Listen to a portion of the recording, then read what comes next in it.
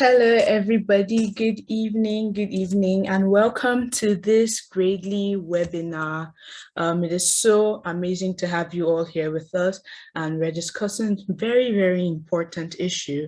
We're discussing something very important, how I handled my child's worst results. So we have a parent coming in here to talk to us about how she handled her child's worst result. Before we get into that, I once again love to welcome everyone who is present, welcome you to this meeting. And it's so great to have you here. If you're excited, if you are happy to be here, you can just say something in the chat box. We are so happy to have you here with us.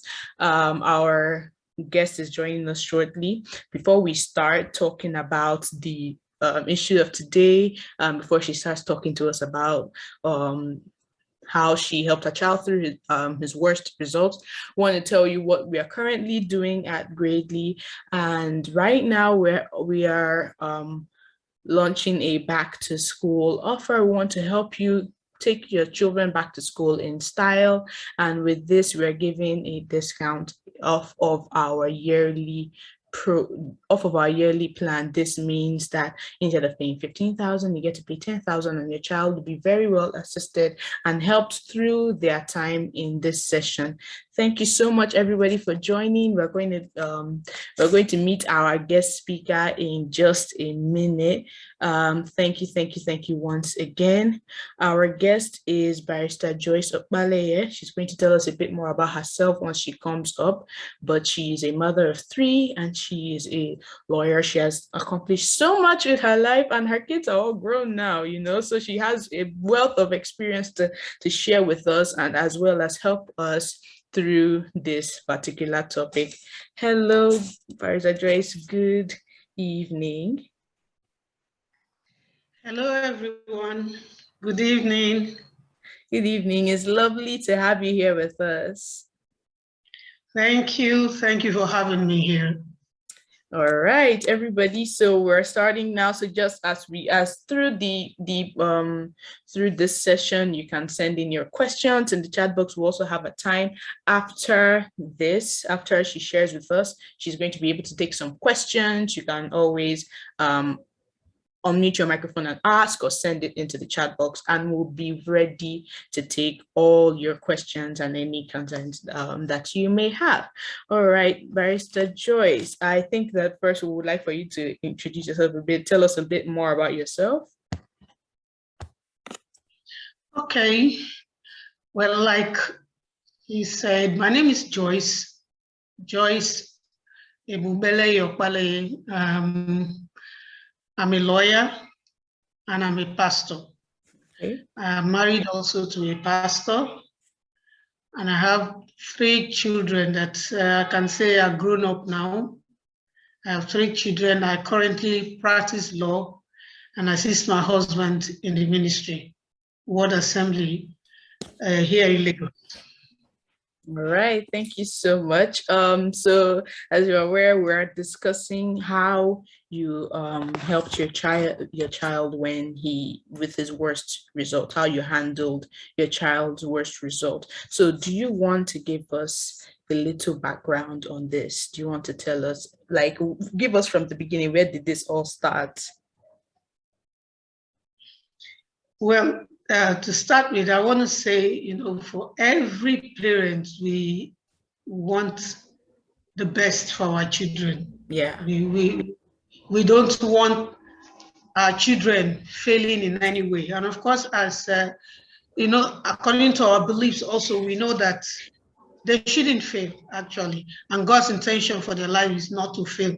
So what some of us may take it a bit out of context, thinking when a child, fails an examination and he has failed in life, and that is not true. I just wanted to lay that foundation, that we prophesy or speak over our children to say they are, the heads are not the tail, does not mean that they will not have challenges in academics one time or the other, or in their lives one time or the other.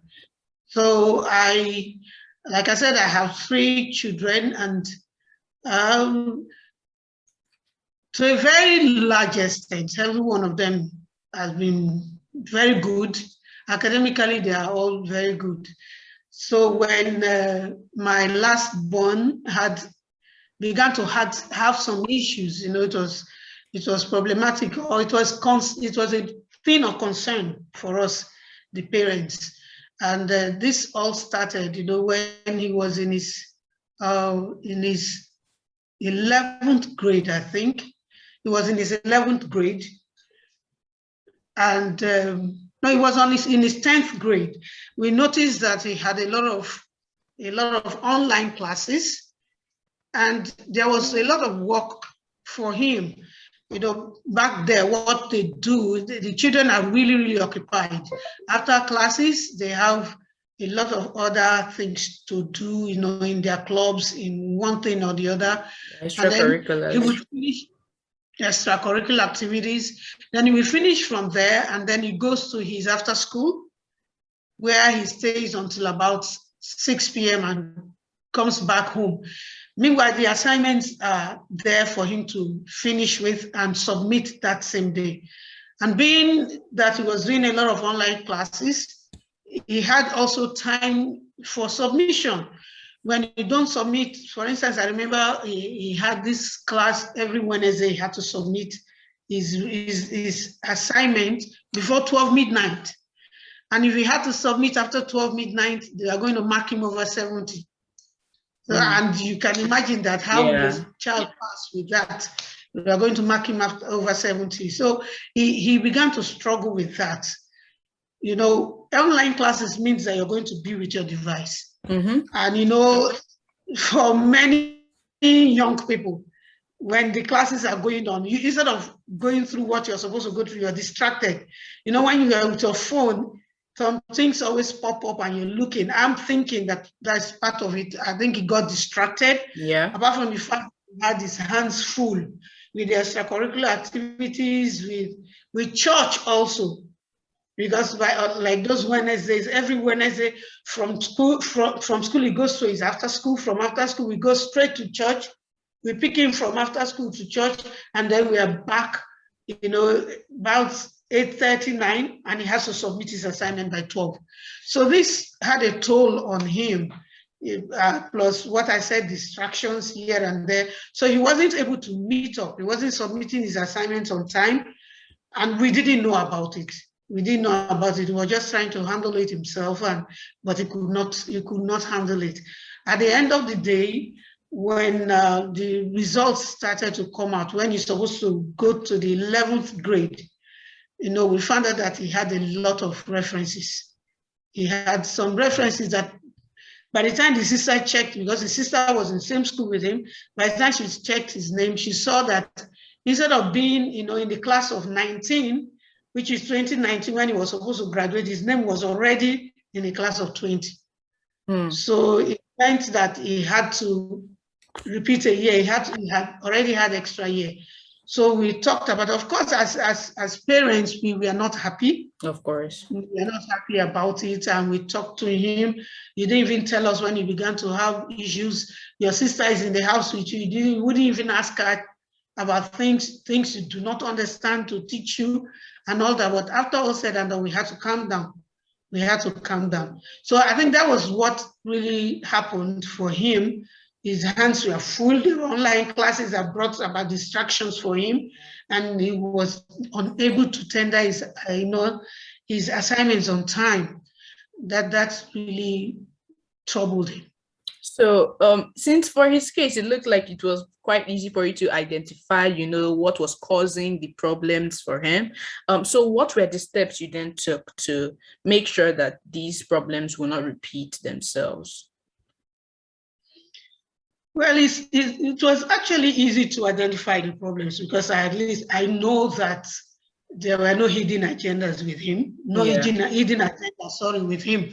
We knew what he was into and all of that. The only thing is, what I might not know is the distractions. Like I said, instead of reading up, maybe it could be, I don't know if it's Facebook or whatever. I know this social media. So we could identify that, and there were times we needed to even take his phones from him at night, So maybe he could calm down, have a nice rest and all that. But we also know that he needs the funds to do schoolwork also. So when we noticed that he was going to have an extra here, we began to think, well, thank God for their school, they have a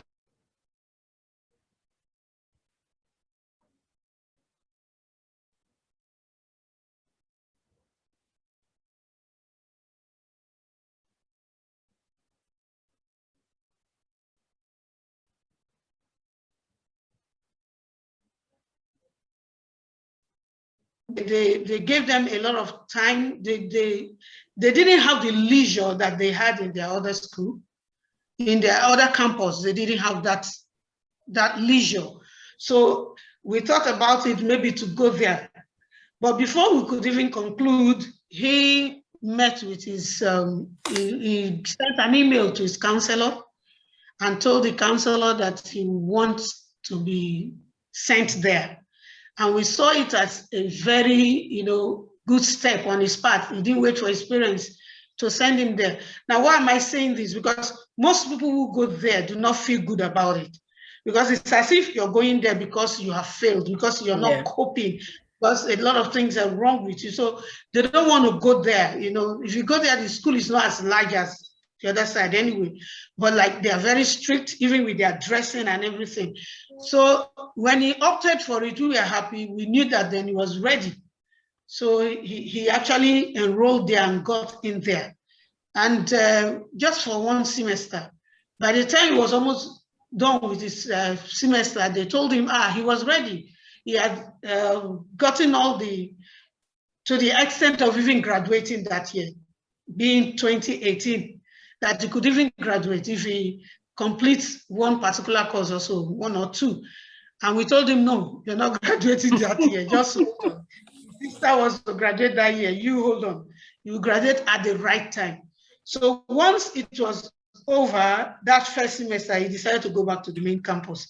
Why? He had some reasons. He said, being on this other campus, when it's time for graduation, there's no fun fair. It's just one dull thing. Everybody's like, you came here because you could not cope. You came here because you were failing. Yeah. So you have to sit up. And now you've gone through here, you don't have all the glamour. And he wanted the glamour of graduation too. So he had to go back to the main campus and finish up. And to God be the glory, finished at the right time, 2019. So it wasn't like he had an extra year after all. Yeah. He was able to graduate at the right time. So I want to talk about like the period when he was in, the other campus where he had more rigorous training. How were you able to support him during this time? Because, it would be different from how it was in normal school.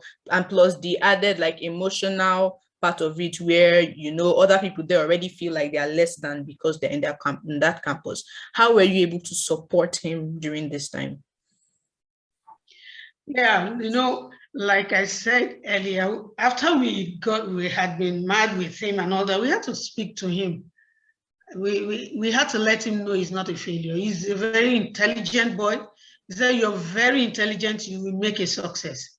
So even as, we gave him kudos for even choosing, not waiting for us to take him there. We told him he was in the right step, he has taken the right step to the right direction. And then we began to talk to him. You can do it. We know you can do it. We know you're a success.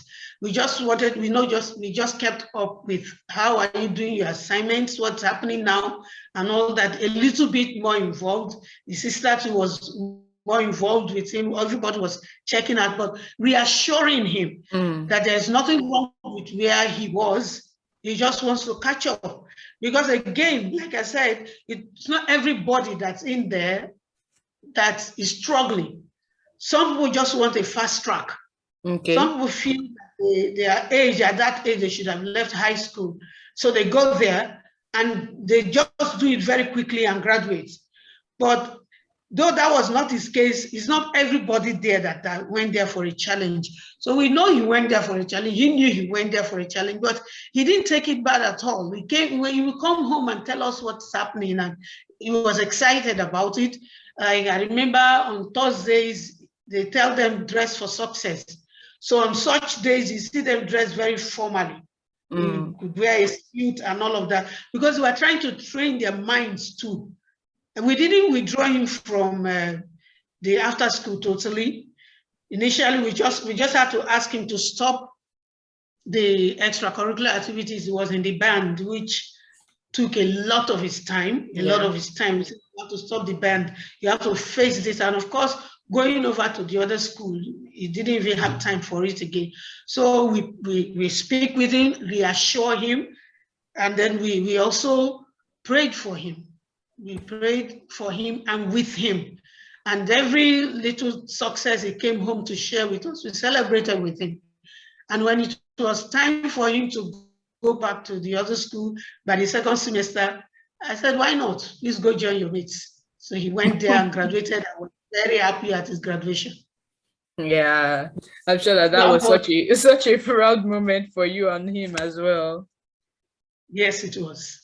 So I want to ask about the extracurricular activities. When you cut them out, you mentioned that you cut out the band because it was weighing a lot on him. Did you notice like a drastic difference between when he was when he had all that load on him and when the band was off, when the extracurricular activities were off? Well, there was definitely a difference, but I know that at that time also he had made up his mind, to sit up in any way that he could from the distractions that he faced earlier.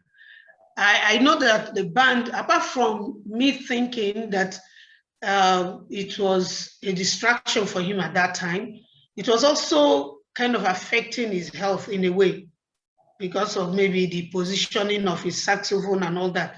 So it was a good rest for him. I could say that then he sat up definitely, but that did not remove the extras, the after school. Yeah. Because at the after school, they do a lot of things there, and it's not just classwork. They do, for instance, they had, I think, a cafe where they sell some things, and they even printed a business card for him, making him the CEO of the business. So he was very interested in that, and we supported. We couldn't have cut him off from all of those things, because cutting him off from many of those things would have demoralized him. He wouldn't know that. Instead of trying to help him to come out and be better, it could bring him down. So we have to weigh some of these things to know which one to leave, which one you should face more, and which we did. Okay. So that means you were able to set a priority list for him and help him focus on the things that were more important so that he would be able to excel in those things. That's right. So apart from that, what other tools, what else do you think helped him at that point? And what else would you advise for any parent who's going through this particular thing with their child, if whether they know the cause of it or whether they have they don't know it and they're trying to know what is going on? What advice would you give? What steps do you think they should take in order to help their child through a time like this? Well, as parents, I would want to say, when we notice your child going through something like this, in the first place, you need to calm down. It is true that you might be upset, you might even be disappointed, but you need to first calm down. After you are upset and disappointed, calm down and look at let's evaluate the situation. What could have caused it? Was it that maybe even as a parent, you're not careful enough to know the state of your child? Is it that there are things around the child that are really, really distracting? Or is it that he doesn't even understand the classwork, the things happening in class? And if he doesn't understand, seek to know why doesn't he understand. Some people will bring extra, like the teachers, maybe home teachers and all that, to teach them, to just want to know what the problem is, and to even is catching up. So we must know, again, like I said, we calm down. As parents, we know what we want. We pray that our children will get to. But when there is a problem, there's a problem anywhere, we know that we need to face that problem and solve it. But we must not solve it by hammering on the fact that you have disgraced this family, you're a disgrace, you can't amount to anything, and all of that. We are not permitted to do that. We shouldn't do that. Of course, we also have other things, like I talked about home teaching. I talked about home teaching for people like that. I never really had any lesson teacher for my children. I felt the ones I can do, I do when they were little. The ones I could do, I did. The ones I couldn't do, the father did. We just shared it that way. But when they got to a certain age, they could take care of themselves. But there are cases that you will need an extra hand from outside to come help you. You do that. And there are also, things, thank God for the internet these days, that they can do. There are places that you can visit and help your children. I think that's one of the things Gradely is set up for. Gradely is set up for online to train children, to help children make that grade, make that result that parents are seeking for and what even the children desire. So I'm sure that Gradely has a lot of activities in that respect to help children achieve what they should achieve. Thank you so much. Would love if anybody else has any questions for Barrister Joyce, you can send them in to the chat box. If you're just joining in and you didn't hear a lot of what was said, you can ask your personal questions in the chat box so that she can answer your questions. If you'd like to unmute your microphone and ask a question, that would be great also. But we are definitely looking to get your questions.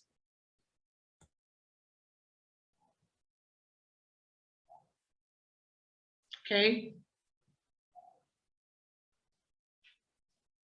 So I'm waiting. I can take questions now. So we have a question. It says, how important are affirmations when a child comes home with a bad result? Very important. Very, very important. Everyone needs affirmation, not just children. Even me as a mother at this age, I don't mind to be affirmed in different things. So very important. The place of, disappointment, anger is there, but you must balance it up. Because if you're only just disappointed and angry, and then you say a lot of things against your child, you're going to demoralize that child more. You probably make the child go into depression. But you're going to tell the child that that's not the end of it. That's not the end to life, that he has a bright future. She has a bright future ahead of her or of him. And that just a little more effort is going to show so much, going to bring so much more for him. A little more effort.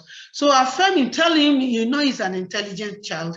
That he's going to have a great future, that he has a great future ahead of him, and he's going to achieve it. That this is just a setback, but there are lessons from them that we must learn.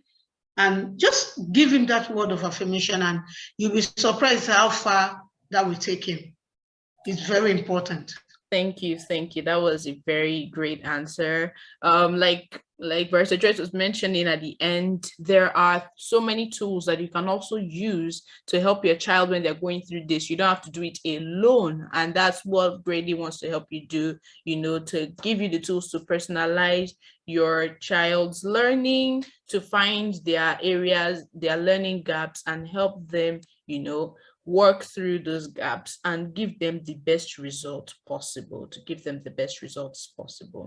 So now that your children are out of secondary school or out of high school, is there something that you think that you could have changed in the way you looked at their education? Do you think that they turned out amazing? What do you think about that?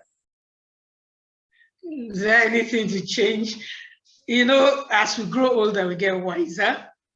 We get better. I think it maybe when they were younger, there's this joke that Nigerian parents are always saying, the person that came first in your class, does he have two heads? And And, and children are always quoting their parents as saying that.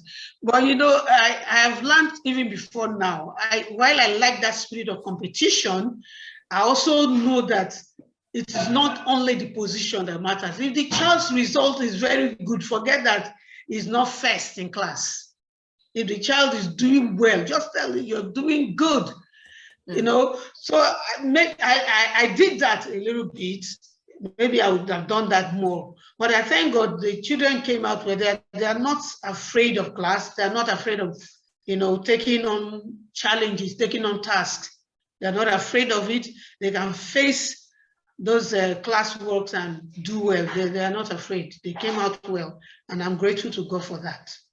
Thank you for that answer. We're still taking some questions. We have a couple of minutes to go before we'll be rounding up this webinar. So if you have questions, you can send them into the chat box and Barrister Joyce will be able to address your questions. While we wait for other questions to come in, we just want to tell you once again about the back to school promo. So what we're trying to do is ensure that your child gets the best learning aid possible for them in this new session. And how we're doing it is giving a discount on our yearly plan. So instead of paying 15,000 naira for a whole year, you are going to pay 10,000 naira for the entire year, so that your child has the best tools possible, to help them through school. We have another question. This will be the last question we are taking because we have limited time to spend here on this webinar. Thank you once again, everybody, for joining. The question is, should you compare your children with other children who are doing well in school? Well, like I said earlier, there is a place for competition, healthy competition. Healthy, but not comparing, saying, did you see that child, how brilliant he is? You are so dull. Did you see that it's because he has done this, that's why he's ahead of you in class? There is a way you can say, look at your sister or look at your brother, look at this one. Maybe what is working for them is because they concentrate on their work. Can you please concentrate on your work? So that you can get better. If you don't have something to want to compare that will just challenge him and not bring him down, please don't compare. Because even the Bible doesn't like it. It says anyone that compares himself with the other is not wise. Because for one, we are all different and God has wired different things into every child. Some children that you think are not even good academically, they're so good in many other things. So, and there's no one that is not good academically anyway, because even if you're doing a technical thing, it's still academics, you're doing everything. But because we are wired differently, we need to know about our children, know their strengths, and fire them up in their strength, then know their weaknesses and help them out of that weakness, and not to compare, so that they don't begin to lose, self-worth, self-esteem, because that's what comparison will do. They cannot lose their self-esteem. It's like every other person is better than me. And many of us parents make that mistake because we think that when we compare, we are making them want to get better, but it doesn't work well like that for every child. So you need to know your child and know that the child A is different from child B. Your neighbor's child is different from your child. Your sister's child is different from your child. Don't compare in a way that the child is demoralized. Like I said, I'll go back to it, just healthy competition, just saying, this is the way to do it. This is the way. I'm sure when you do it, it's not a question of do it and be better than everyone. That's not what you want to achieve. Do it and be better for yourself. Okay.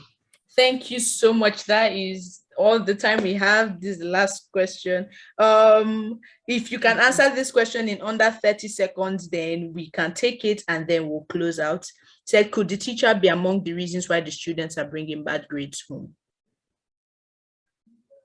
It could be, yes. Yes, there are some teachers that are so horrible. So when the children are in that class and they don't want to be there, So some of those children already, while the teacher is teaching, their mind is not there. They're just looking at time, let me get out of this class. Because maybe the teacher is harsh, or the words of the teacher is so bad, always demoralizing the student. So you find that in any place, when you see a good teacher, when you have a good teacher, the students do very well. They do very well. Yeah. Once there's a good teacher, so teachers contribute a lot. I remember writing my WIEC, one of my teachers in one subject, the woman hyped us so much. By the time the result came out in the school, in the entire school, her subject was the best. Wow. We all passed. Because she made such an impact. Yes, a great and a good one on all of us. Teachers really, so that's why we need to be careful the kind of teachers over our children, especially for you in a place like Gradely now. The kind of people you employ, you must really be careful so that they're not people that want to bring down the children, but people that will raise hope in the lives of the children. All right, thank you so much. That was so insightful. Your answers to the questions, sharing your story with us. Thank you once again, Barrister Joyce, for joining us. It was such an honor to have you here with us. Thank you for having me.